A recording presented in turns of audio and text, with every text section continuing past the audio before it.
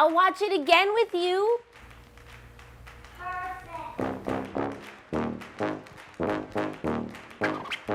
Hi everybody, welcome to Half Messy Me, where I get to share with you a little bit about me and my half messy life, because it's like half intentional and half God's grace, and it becomes a whole.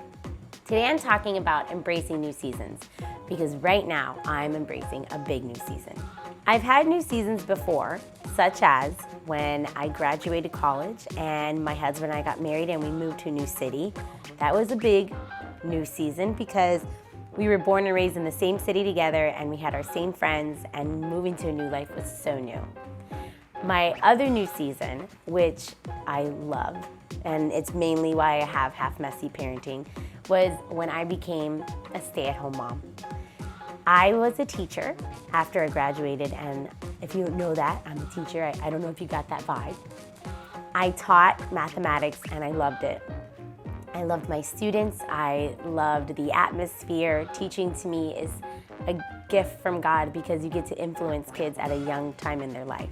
Not too long after I started working, I got pregnant. And my husband and I had to come to a decision in the new city that we were in and say, okay, do I work and have somebody else watch our baby, where basically my salary would pay that, or do I stay at home with our baby? That was a pretty hard decision to make, but we made it and I became a stay-at-home mom. Once I became a stay-at-home mom, it was a big change. I never knew anybody that was a stay-at-home mom, and my family wasn't around, and I was used to working, so now I did not know how to do the stay-at-home mom thing. God was so good because He brought wonderful women into my life in that city that were stay-at-home moms and showed me how to be a stay-at-home mom by simply just being an example. They're my friends to this day, and I'll never forget the good grace that God gave me through them. The next new season was when we moved back to our home city and we had another sweet little baby, our baby girl. It was a change. I didn't have any of my friends because all my friends were in another part of the city, and then my friends that I made as a mother were up in the old city we were in. So I was in another new city and very nervous and didn't know what to do. So I went out there with my two little kids trying to find out how I could bring that stay-at-home mom life in my old city to this new city. And sure enough, God met me there, and I met a wonderful group of moms that I am close to till this day. And we have play dates, we never miss birthdays, and we always celebrate Mother's Day together. That is important. So I've been a stay-at-home mom for 7 years, and throughout those 7 years, it took time to figure out our routine, adjusting to new things, like when our kids finally got to go to school. That was a shocker. Pickup line was rough. And all those things that come along, I was able to figure out how I like my house ran, how to be there for my husband and my children, and make sure I had time for me. So in comes my new season now. I have been blessed to go back to teaching, and I'm teaching at the school where my children go because that was our prayer. We wanted our kids to go to a private school, but private school is expensive, and I'm a teacher, so what do you know?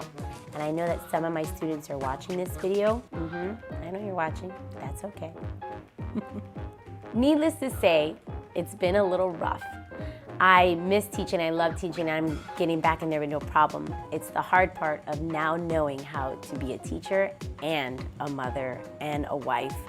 That's new to me. For some of you that are watching this video, you've worked and had a family, but this is my new season. And I'm going at it by embracing it. I'm not running from it, I'm not scared of it, I'm not anxious about it, I'm embracing it.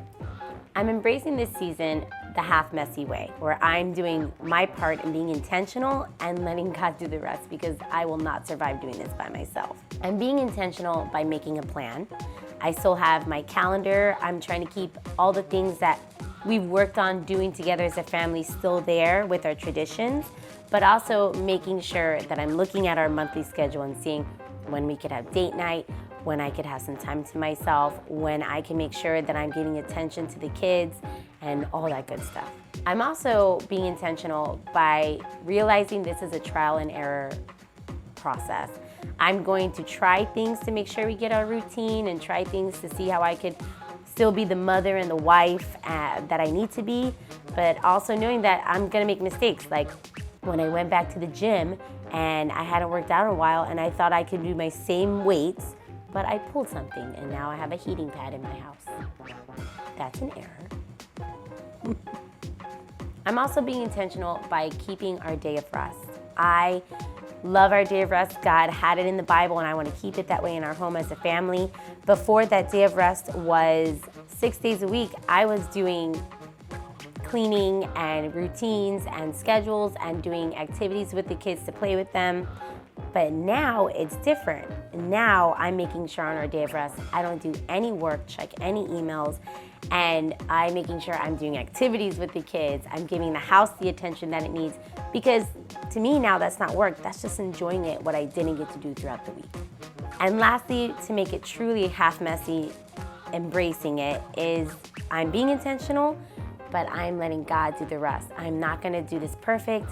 I'm gonna make mistakes, and there are gonna be days that I know I'm gonna throw up my arms and wanna quit. But I'm gonna let God do the rest, and I know He's gonna meet me there. I've already seen Him there by my husband making me my lunch because I was too tired to do it the night before, and there being a note in my lunchbox that says, "I love you and I'm proud of you." Or my sister-in-law calling me and reminding me to take it one day at a time. As a working mom, she knows, and I'm having my ears open to her. Or even being able to talk to my sister, who is a teacher, and bounce ideas off of her. God is providing the way, and it's wonderful that way.